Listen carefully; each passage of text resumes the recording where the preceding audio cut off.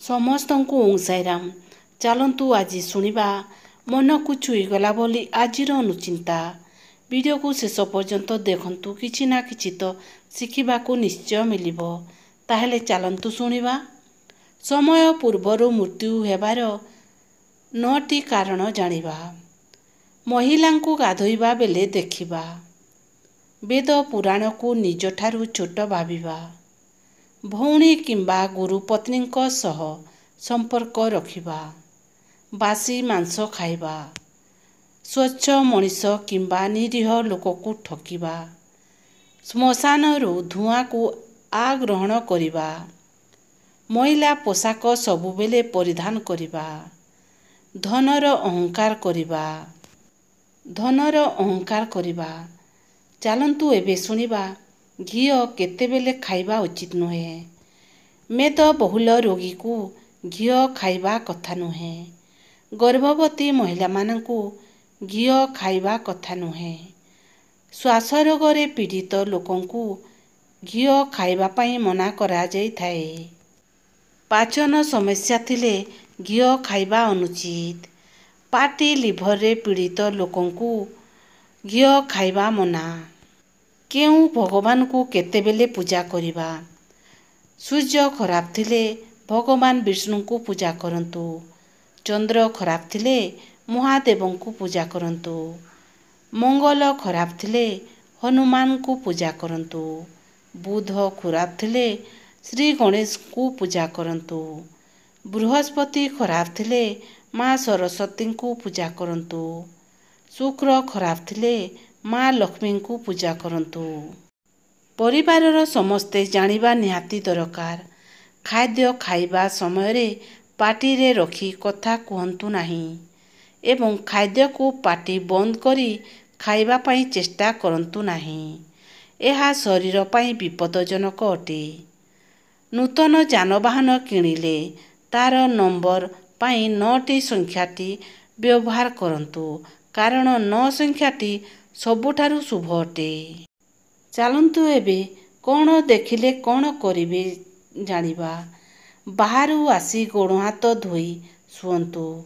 ବାହାରକୁ ପିନ୍ଧି ଯାଇଥିବା ଲୁଗା ବେଡ୍ରୁମରେ ରଖନ୍ତୁ ନାହିଁ। ରାତିରେ ଶୋଇବା ପୂର୍ବରୁ କର୍ପୂର, ଲବଙ୍ଗ, ଧୂପ ଦିଅନ୍ତୁ।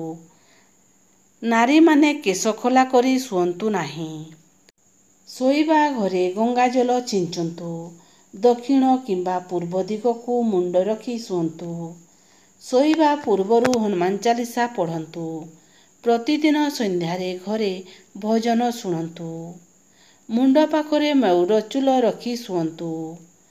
ବେଡ୍ରୁମକୁ ସଫାସୁତୁରା ରଖନ୍ତୁ ଏବଂ ବେଡସିଟ୍ ବିଛାଇ ଶୁଅନ୍ତୁ। ଘରେ ପ୍ରତିଦିନ ସକାଳେ କିମ୍ବା ସନ୍ଧ୍ୟାରେ ଭଜନ କରନ୍ତୁ। ଘରେ ପ୍ରତିଦିନ ଲବଙ୍ଗ ଧୂପଦୀପ ଅବଶ୍ୟ ଜଳାନ୍ତୁ। ସପ୍ତାହକୁ ଅତି କମରେ ଥରେ ବିଛଣାକୁ ଖରାରେ ଶୁଖାନ୍ତୁ। ମୟୂରକୁ ଅତି ଶୁଭ ଏବଂ ପବିତ୍ର ବୋଲି କୁହାଯାଏ। ବାସ୍ତୁଶାସ୍ତ୍ର ଅନୁସାରେ ମୟୂର ପୁଚ୍ଛକୁ ଘରେ ରଖିବା ଦ୍ୱାରା ଖରାପ ଶକ୍ତି ଘରକୁ ପ୍ରବେଶ କରିପାରିନଥାଏ। ଫିଟିକିରିକୁ କଳା କପଡ଼ାରେ ବାନ୍ଧି ଦ୍ୱାରା କାନ୍ଧରେ ଟାଙ୍ଗି ଦିଅନ୍ତୁ। ଏହା ଯେପରି କେହି ଦେଖି ନ ପାରନ୍ତି। ଭଙ୍ଗାରୁଜା ବେକାର ଜିନିଷଗୁଡ଼ିକ ଘରୁ ଅଲଗା କରି ରଖନ୍ତୁ। ମନ୍ଦିର ଆଗରେ ଯିବା ସମୟରେ ପ୍ରଣାମ ନ କରି ଯିବା। ସନ୍ଧ୍ୟା ସମୟରେ କିମ୍ବା ଦିନ ସମୟରେ ଘରର ମୁଖ୍ୟ ଦ୍ୱାର ବନ୍ଦ କରି ରଖିବା। ଘରେ ଦୀର୍ଘ ସମୟ ପର୍ଯ୍ୟନ୍ତ ଅଳିଆ ଆବର୍ଜନା ରଖିବା। ଘରର ମୁଖ୍ୟ ସଦସ୍ୟ ସର୍ବଦା ରାଗ ସ୍ୱଭାବର ରହିବା। ପର୍ବପର୍ବାଣିରେ ଘରେ ଝଗଡ଼ା କରିବା। କୌଣସି କାମ ଖୁସି ହୋଇ ନ କରିବା। ବିବାହିତା ଭଉଣୀଙ୍କୁ ମାନ ସମ୍ମାନ ନ ଦେବା। କାହାଠାରୁ ଦ୍ରବ୍ୟ ଧାର ନେଇ ଫେରସ୍ତ ନ କରିବା। ପୂଜା ଘରେ ଅଗରବତୀର ପାଉଁଶ ଠୁଲ କରି ରଖିବା। ସନ୍ଧ୍ୟା ସମୟରେ ଘରେ ଦୀପ ଜାଳିବା। ସନ୍ଧ୍ୟା ସମୟରେ ଶୟନ କରିବା। ଘରର ନାଳ କିମ୍ବା ଟାଙ୍କିରୁ ପାଣି ଟପ୍ ଟପ୍ ହୋଇ ପଡ଼ିବା। ସୂର୍ଯ୍ୟ ଅସ୍ତ ପରେ ଘରେ ଝାଡ଼ୁ କରିବା କିମ୍ବା ଘର ପୋଛିବା। ଘରର କବାଟ କିମ୍ବା ଝରକାରୁ ଶବ୍ଦ ଆସିବା। ଏପରି କଲେ ଅଶୁଭ ହୋଇଥାଏ। ହଜିଯାଇଥିବା ସୂର୍ଯ୍ୟକୁ ଫେରି ପାଇବାକୁ 12 ଘଣ୍ଟା ସମୟ ଲାଗେ, କିନ୍ତୁ ହଜିଯାଇଥିବା ବିଶ୍ୱାସ ସାରା ଜୀବନ ଅପେକ୍ଷା କରିଲେ ବି ଫେରି ପାଇ ହୁଏ ନାହିଁ। ଏ ଦୁନିଆ ଆପଣଙ୍କୁ ଖରାପ କହିପାରେ, ଅପେକ୍ଷା କରିପାରେ, ଭୁଲ ପ୍ରମାଣିତ କରିବାକୁ ଚେଷ୍ଟା କରିପାରେ, କିନ୍ତୁ ଯେ ପର୍ଯ୍ୟନ୍ତ ଆପଣ ସଠିକ୍ ରାସ୍ତାରେ ଥିବେ ସେ ପର୍ଯ୍ୟନ୍ତ ଆପଣଙ୍କର ଆତ୍ମବିଶ୍ୱାସ ଓ ସମ୍ମାନକୁ କେହି ବି ମଧ୍ୟ ଭାଙ୍ଗି ପାରିବେ ନାହିଁ। ଜୀବନ ସାରା ପୃଥିବୀକୁ ନିଜର ଭାବୁଥିବା ମଣିଷଟିଏ ଯେବେ ଏକା ଅନୁଭବ କରେ, ଦୁଇ କୂଳ ଖାଇଥିବା ନଦୀରେ ଯେବେ ବାଲିଚର ହୁଏ, ଜୀବନଠାରୁ ଭଲ ପାଉଥିବା ମଣିଷଟେ ଜୀବନ ମାଗେ।